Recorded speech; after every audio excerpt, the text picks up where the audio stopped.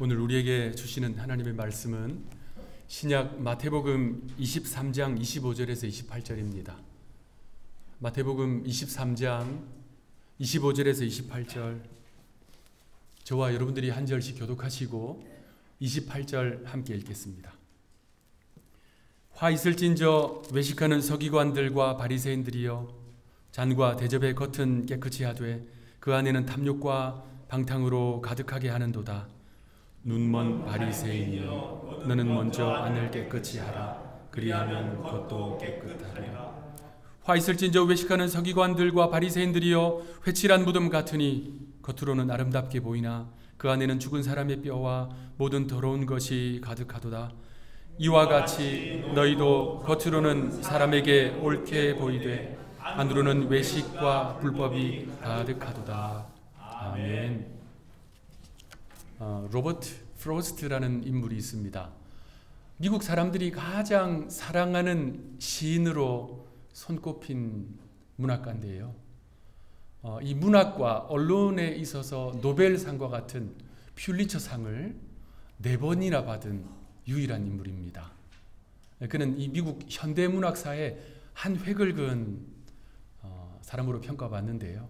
그의 여러 시 가운데 가장 널리 알려진 시는 가지 않은 길이라고 하는 제목의 시입니다. 영어 원 제목은 The Road Not Taken. 그 시를 읽어드리면서 오늘 시작하겠습니다. 노란 단풍 든 숲속에 두 갈래 길이 있었다. 안타깝게도 두 길을 한꺼번에 갈 수 없는 한 사람의 여행자이기에 한참을 서서 낮은 수풀로 꺾여 내려가는 한쪽 길을 눈 닿는 데까지 멀리 바라보았다. 나는 다른 한 길을 택했다. 풀이 우거지고 발자취가 적은 길을 가야 될 것이라고 생각했기에 그 길도 걷다 보면 발자취로 두 길이 비슷해지겠지만 그날 아침 두 길의 낙엽 위로는 아무런 발자국이 없었다. 길이란 이어져 있어서 계속 가야만 한다는 것을 알기에 내가 과연 여기 돌아올지 의심하면서도 나는 한쪽 길을 먼 훗날을 위해 남겨두었다. 오랜 세월이 지난 후 어디에선가 나는 이야기할 것이다. 숲속에 두 갈래 길이 있었다고. 나는 사람들이 적게 간 길을 갔다고. 그리고 그것이 내 모든 것을 바꾸어 놓았다고. 이 시에 나오는 두 갈래 길, 이것은요, 우리가 인생을 살아가면서 필연적으로 마주하게 되는 선택의 기로입니다. 시인의 표현대로 몸이 하나밖에 없는 여행자인 우리는 그 둘 중에 한 길을 선택해야 합니다. 이 시인은요, 그 두 갈래의 길 중에 사람이 적게 간 길을 선택했다라고 말합니다. 그리고 그의 그 선택은 이후 자신의 삶을 송두리째 변화시켰다라고 표현합니다. 그래서 누구든지 두 갈래의 길을 마주하게 되면 고민할 수밖에 없습니다. 어느 길로 가야 하나? 무엇을 선택해야 하나? 어떤 삶을 살아야 하는가? 자, 그런데 만약에 그 길에 표지판들이 있으면 어떨까요? 그 표지판이요, 이 길로 가면 목적지가 이곳입니다. 저 길로 가면 목적지는 저곳입니다. 그래서 당신이 가지고 있는 그 목적지로 가기 위해서는 이 길로 가야 합니다. 이렇게 친절하게 안내해 주는 표지판들이 있으면 저와 여러분들이 인생에서 마주대하게 되는 그 갈림길에서 선택이 분명하지 않을까요?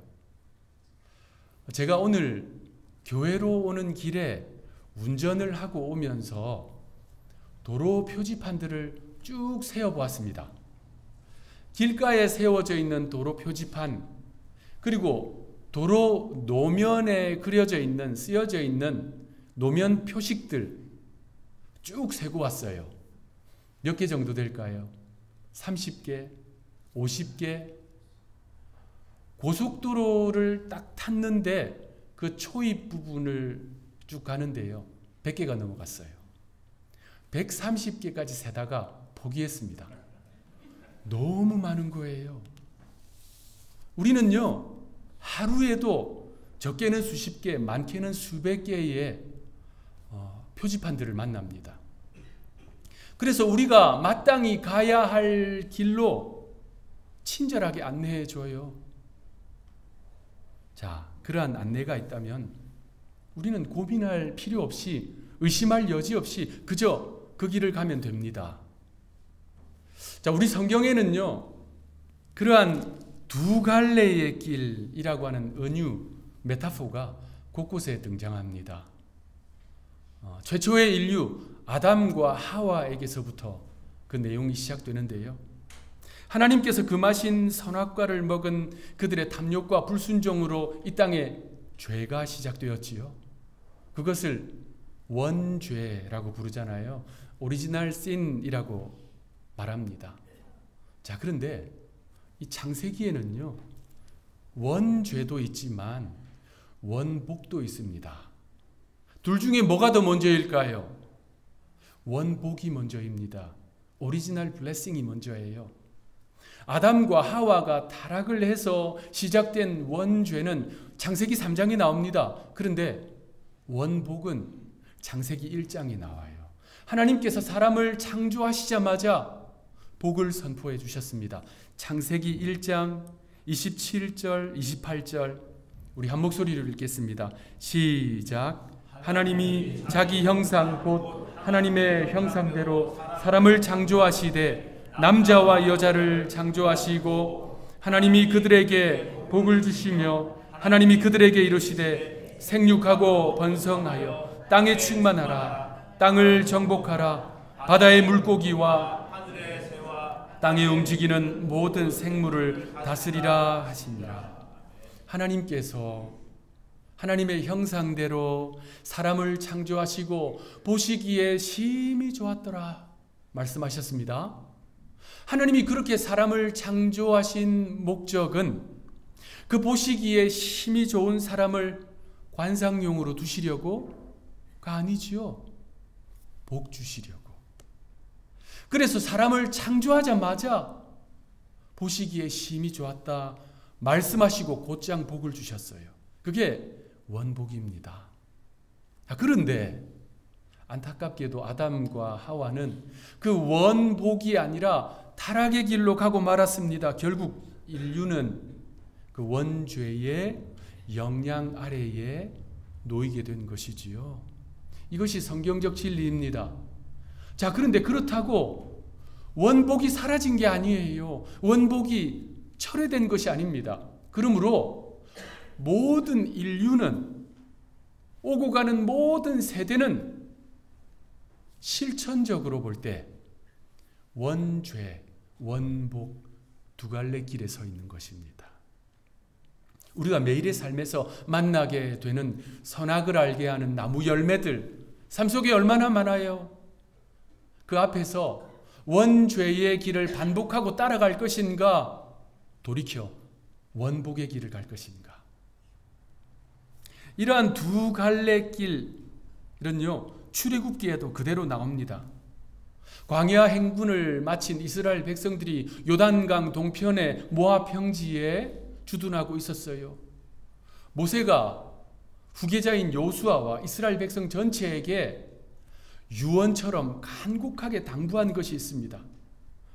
이제 장차 요단강 건너서 가나안 땅을 정복하게 되면 세겜이라고 하는 도시에 가서 꼭 이 일을 행해라. 자, 그리고 모세가 죽었습니다. 요수아가 지도자가 되어서 백성을 이끌고 가서 가나안 땅 정복했어요. 요수아는 모세의 당부를 기억했습니다. 백성들을 세겜으로 다 불러 모았어요. 이스라엘 나라 지도를요, 위에서 아래로 딱 반으로 접잖아요. 그러면 그 중심에 있는 도시가 세겜입니다. 세겜은 두 산 사이에 건설된 도시예요. 그 두 산은 그리심산과 에발산입니다. 요수아는 모세의 그 당부를 기억하고 12지파를 각각 절반으로 나누었어요. 그리심산의 절반, 에발산의 절반을 오르게 했습니다. 그리고 레위 지파로 하여금 율법을 선포하게 했어요. 자, 그 율법을 실천함으로 받는 복이 선포될 때 그리심산에 오른 6지파가 그 각각의 항목대로 아멘 아멘 했습니다.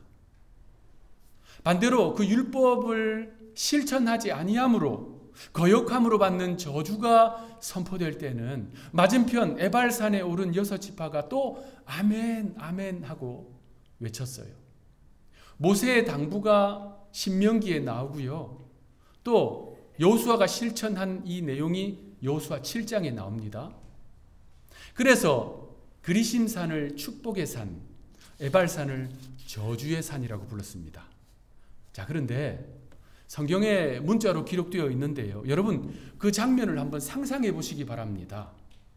그리심산과 에발산에 10서너 명, 20-30명 오른 게 아니에요. 수만 명이 올라갔습니다. 엄청나게 많은 인구가 그 산에 올랐어요. 제사장이 레위 지파가 율법을 선포하자, 축복이 선포되자 그리심산에 오른 수많은 백성들이 땅이 진동할 그 소리로 아멘, 아멘 화답했습니다. 이었고 저주가 선포되자 에발산에 오른 백성들이 또 하늘과 땅이 진동할 소리로 아멘 하고 외쳤어요. 그곳에 있었던 이스라엘 백성들은 철저한 현장 교육을 경험한 거예요. 그들은 깨달았을 것입니다. 우리에게는 두 갈래 길이 있다. 축복의 길과 저주의 길. 여러분 시편은 어떨까요? 시편의 시작인 1편은 의인의 길과 악인의 길을 제시하는 것으로 시편이 시작됩니다. 우리 예수님은 어떨까요? 자, 우리는 지금 신약 성경의 첫 번째 책인 마태복음을 쭉 순차적으로 강해하고 있습니다.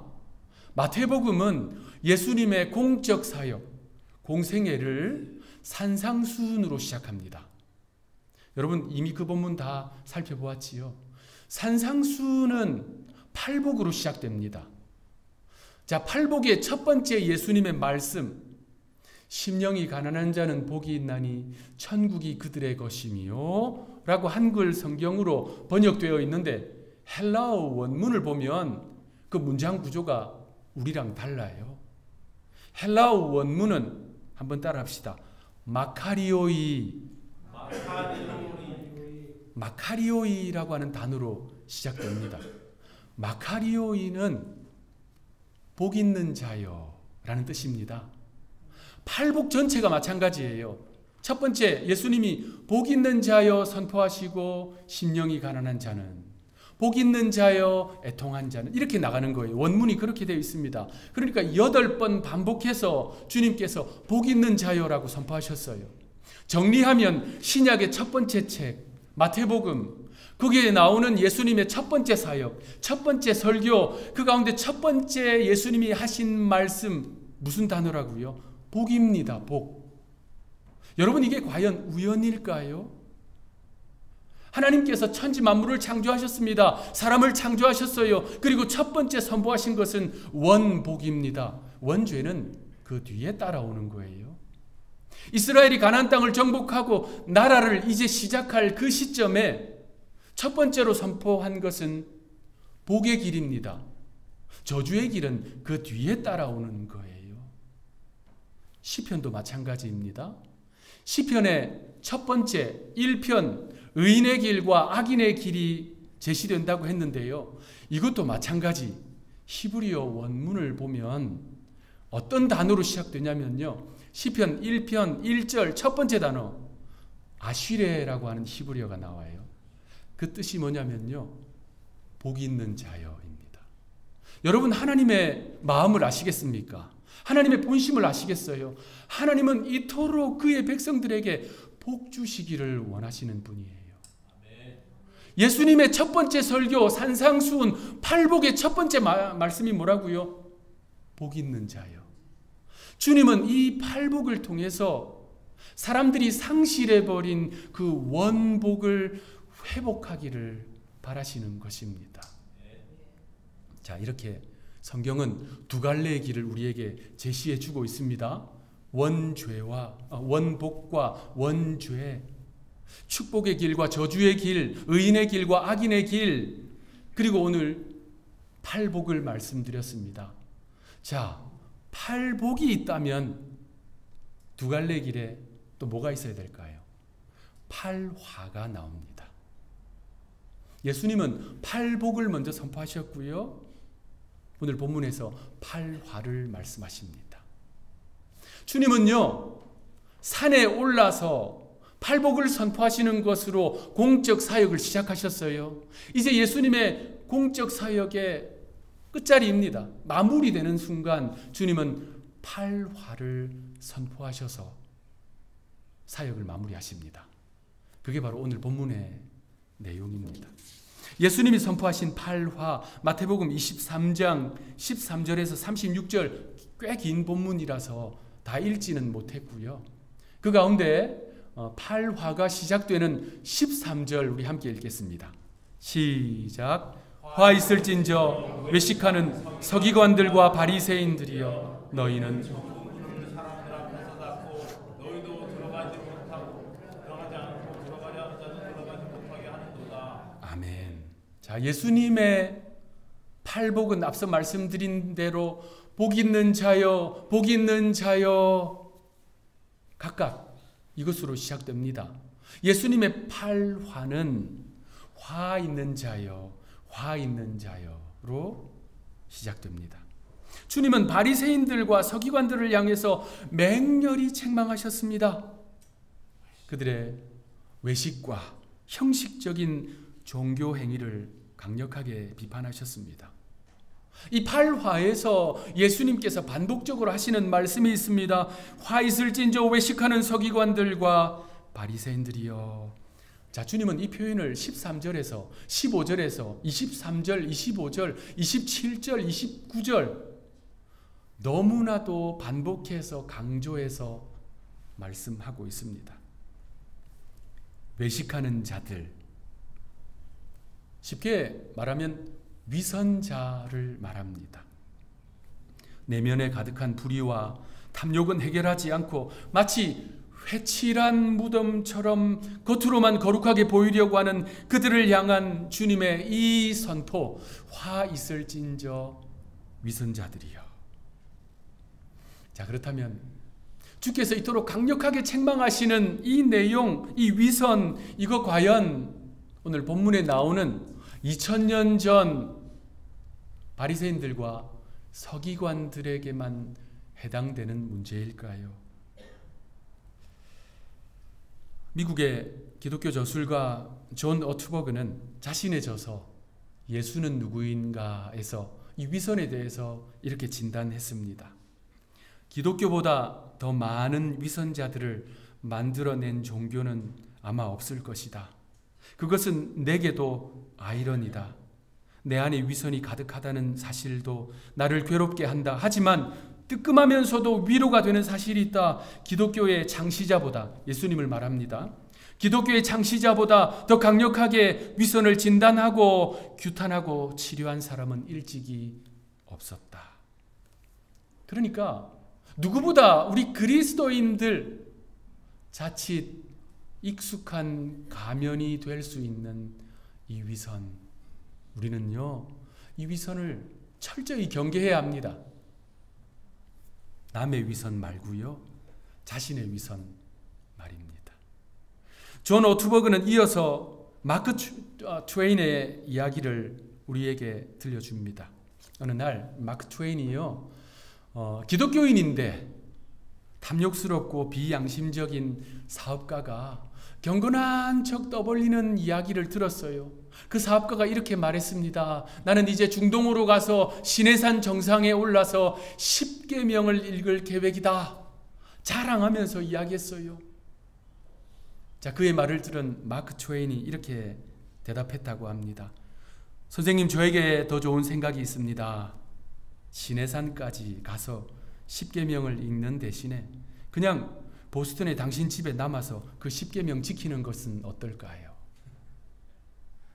자, 오늘 본문 33절 말씀 읽겠습니다. 뱀들아, 독사의 새끼들아, 너희가 어떻게 지옥의 판결을 피하겠느냐. 무시무시한 말씀이에요. 우리 예수님, 그 사랑 많으시고 그 온유하신 예수님이 이토록 강력하게 책망하셨어요. 복음서 전체에서 예수님이 하신 모든 말씀 가운데 가장 거친 말씀이 이 본문입니다. 자, 주님은 도대체 누구에게 이 책망을 하셨습니까? 위선자들. 여러분, 예수님은 지금 이 말씀을 불신자들에게 하시는 것이 아닙니다. 스스로 하나님의 백성이라고 자부하고 있는 사람들, 종교적으로 그 누구보다도 열심히 특심인 그들, 그러나 자신의 내면의 성소를 관리하지 않고 정결케 하지 않고 그 속에 탐욕과 죄악을 방치해 놓은 사람들, 거듭나지 아니한 옛 성품과 변화되지 아니한 굳은 행실이 그 속에 가득한 사람들, 그들을 향한 예수님의 날이 선 책망입니다. 우리 예수님은 팔복과 팔화를 선포하셨어요. 예수님의 이 말씀은 오늘을 살아가는 저와 여러분들에게도 여전히 유효합니다. 우리는 두 갈래 길에 서 있습니다. 팔복과 팔화 사이에 서 있습니다. 주님은요, 우리가 어떤 길을 가야 할지, 어떤 삶을 선택해야 할지 명확하게 가르쳐 주셨습니다. 주님의 말씀이 표지판입니다. 아니, 성경 66권 한 구절 한 구절이 다 표지판입니다. 원복의 길, 축복의 길, 의인의 길, 팔복의 길을 가르쳐주는 표지판이에요. 이보다 더 선명한 표지판, 이보다 더 명확한 표지판이 또 어디에 있겠습니까? 자, 그렇다면 이 두 갈래의 길 가운데 우리는 어떤 길을 선택해야 할까요? 여러분은 어떤 길을 선택하시겠습니까? 제임스 로웰이라고 하는 인물이 있습니다. 하버드대 교수였고요. 정치가였습니다. 링컨 대통령이 재임하던 시대에 활동한 인물이에요. 오늘날에는 누구나 할 것 없이 링컨 대통령 참 존경합니다. 그런데 그가 대통령으로 재임하던 시기에는요, 상황이 그렇지 않았어요. 남부에서도 북부에서도 끊임없는 공격과 비판을 받았습니다. 그러한 시기에 링컨을 향해서 참으로 위대한 사람이다 라고 공식적으로 최초로 말한 인물 가운데 한 사람이 이 제임스 로웰입니다. 1845년에 미국 의회에서는요, 영토 확장을 목적으로 멕시코와 전쟁을 해야 한다, 전쟁을 일으켜야 한다라고 하는 목소리가 매우 많았습니다. 자, 그때 아직 대통령이 되기 전 변호사이자 정치가였던 링컨이 전쟁을 반대하는 연설을 했어요. 그리고 이 제임스 로웰이 현재 위기라고 하는 장문의 시를 써서 발표했습니다. 그러면서 변호사 링컨에게 힘을 실었지요. 그때 그가 쓴 시, 그 장문의 시 가운데 일부가 우리가 잘 아는 찬송가 586장 어느 민족 누구게나, 이 찬송의 가사가 되었습니다. 이 찬송은요, 우리 그리스도인들에게 결단을 촉구합니다. 가사가요, 1절 어느 민족 누구게나 결단할 때 있나니, 참과 거짓 싸울 때 어느 편에 설 건가, 주가 주신 새 목표가 우리 앞에 보이니 빛과 어둠 사이에서 선택하며 살리라. 3절 순교자의 빛을 따라 주의 뒤를 쫓아서 십자가를 등에 지고 앞만 향해 가리라. 새 시대는 새 사명을 우리에게 주나니 진리 따라 사는 자는 전진하리 언제나. 4절은 더욱더 우리의 결단을 촉구합니다. 악이 비록 성하여도 진리 더욱 강하다. 진리 따라 살아갈 때 어려움도 당하리. 우리 가는 그 앞길에 어두운 장막 덮쳐도 하나님이 함께 계셔 항상 지켜주시리. 약 7년간의 가나안 땅 정복 전쟁을 마무리한 노장 여호수아는 이스라엘 백성들을 다시 세겜으로 불러 모았습니다. 몇 년 전에 그곳에 있는 그리심산과 에발산에 백성들이 올라서 아멘 아멘하고 화답했던 그곳으로 다시 그들을 불러 모았어요. 그러면서 여호수아는 간곡한 당부를 합니다. 결단을 촉구합니다. 여호수아 24장 15절. 만일 여호와를 섬기는 것이 너희에게 좋지 않게 보이거든 너희 조상들이 강 저쪽에서 섬기던 신들이든지 또는 너희가 거주하는 땅에 있는 아모리 족속의 신들이든지 너희가 섬길 자를 오늘 택하라. 오직 나와 내 집은 여호와를 섬기겠노라. 하나님과 우상, 참과 거짓, 빛과 어둠, 진리와 악, 그 사이에서 선택하라는 도전입니다. 원복과 원죄, 축복의 길과 저주의 길, 의인의 길과 악인의 길, 팔복과 팔화. 그 사이에서 머뭇머뭇하지 말고 그 길을 택하라 라고 하는 도전입니다. 오늘 택하라 라는 거룩한 도전입니다. 사랑하는 하늘의 성도 여러분, 두 갈래의 길, 우리가 인생을 살아가면서 매일매일 필연적으로 마주하게 되는 선택의 기로입니다. 몸이 하나밖에 없는 여행자인 우리, 순례자인 우리는요, 그 둘 중에 하나를 선택해야 합니다. 우리는 사람들이 가지 않는 길, 사람들이 적게 찾는 좁은 길을 가야 합니다. 그 길이 복의 길이기 때문입니다. 그 길이 원복의 길이요, 그 길이 축복의 길이요, 의인의 길이요, 팔복의 길이기 때문입니다. 그 길을 선택할 때, 그 삶을 선택할 때 우리의 삶이 송두리째 변화되기 때문입니다. 무엇보다 그 길 끝에 우리 주님이 계시기 때문입니다. 우리는 그 길 끝에서 내 사모하는 주님, 얼굴과 얼굴로 마주대하게 될 줄로 믿습니다. 그러므로 저와 여러분을 향한 가장 확실하고도 선명한 표지판, 이 주님의 말씀을 마음판에 아로새기고 이번 한 주간도 두 갈래의 길에서 바른 길, 참된 길, 복의 길 선택하는 저와 여러분들 되시기를 주의 이름으로 축원합니다. 기도하겠습니다. 하나님, 이 땅을 살아가는 동안 저희는 하나님과 우상, 참과 거짓, 빛과 어둠, 진리와 악, 두 갈래의 길을 직면합니다. 저희로 하여금 그 사이에서 머뭇하지 말게 하옵소서. 우리에게 주시는 말씀이라는 진리의 표지판을 따라 길과 삶을 선택하게 하옵소서. 무엇보다도 팔화로 책망받은 위선적인 바리새인과 서기관들의 길이 아닌 자신의 내면의 성소를 정화하는 팔복의 길을 선택하게 하옵소서. 오늘 택하라는 거룩한 도전에 귀 기울이고 응답하게 하옵소서. 길과 진리요 생명이 되시는 예수님의 이름으로 간절히 기도합니다. 아멘.